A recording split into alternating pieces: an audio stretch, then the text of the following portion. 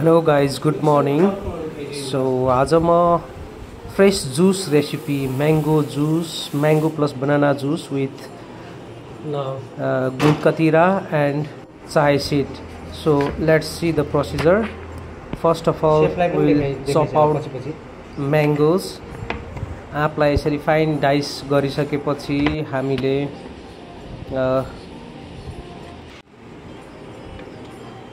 बनानालाई पनि यसरी नै चप गरेर अनि हामीले यसलाई चाहिँ नि जुस मिक्सरमा राखिसकेपछि हामी फ्रेस जुस कसरी बन्छ यो भिडियो कम्प्लिटली हेर्नु होला।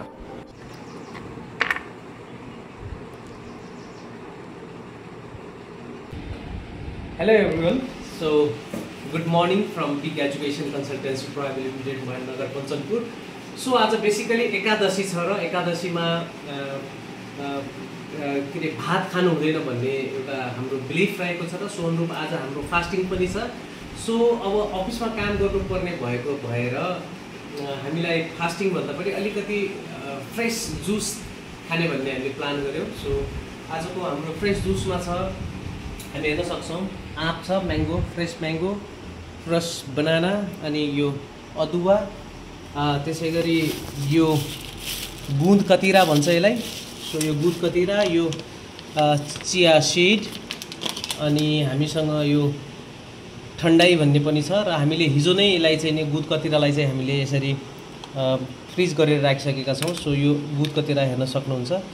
सो अब हामी अनि यसमा यो कालो नुन छ भने अब हामी सुगर सिरप पनि तयार गरिराखेका छौँ। सो यु क्यान सी हामी सुगर सिरपलाई आफूलाई चाहिए जतिको चाहिने यसमा सुगर सिरप रेडी गर्ने।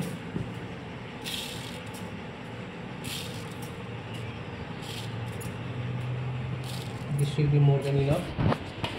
सो अब हामीले यो सुगर सिरपलाई हल्का हातले सलाई पनि राख्यो, यता सुगर सिरप रेडी हुन्छ। सो अब हामी जुसरमा यो सबै इन्ग्रिडियन्टहरू राख्न गइरहेका छौँ।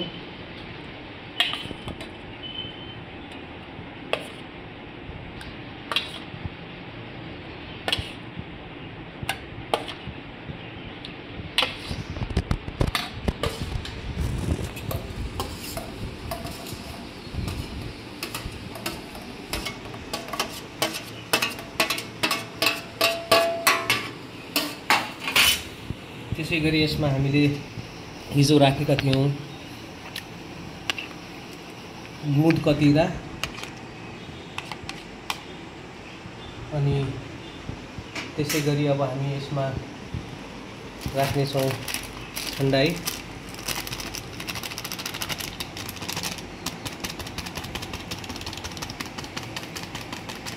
यसले चाहिँ एउटा क्रिमी टेस्ट दिने गर्दछ। सो यति भइसकेपछि अब हामीले यसलाई एकछिन मिक्सरमा ग्राइन्ड गर्छौँ।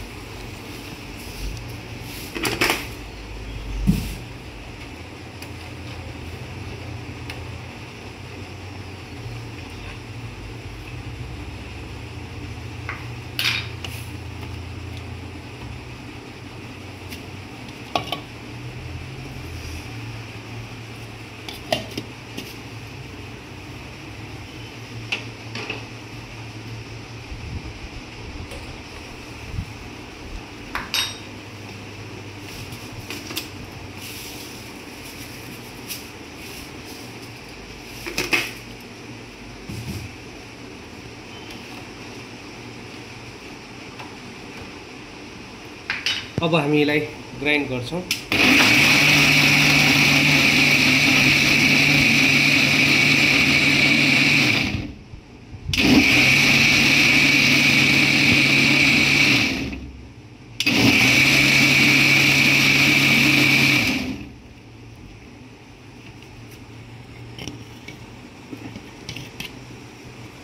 सक्छौँ। यो एउटा फ्लेभर आइसकेको छ यसमा। सो अब हामीले यसलाई it's almost ready to serve.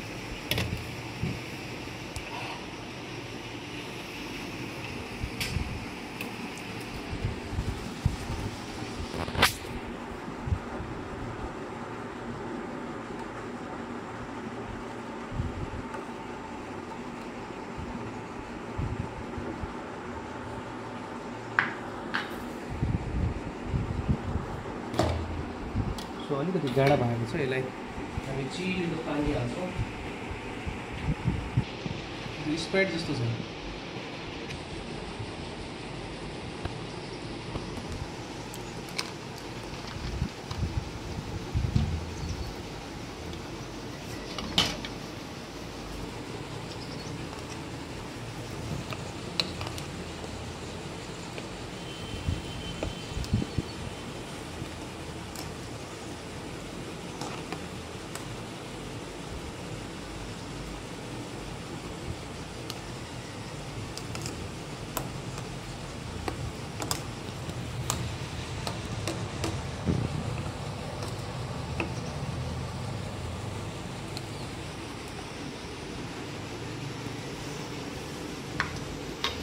Yes, it's best. And I'm sure you guys will love it.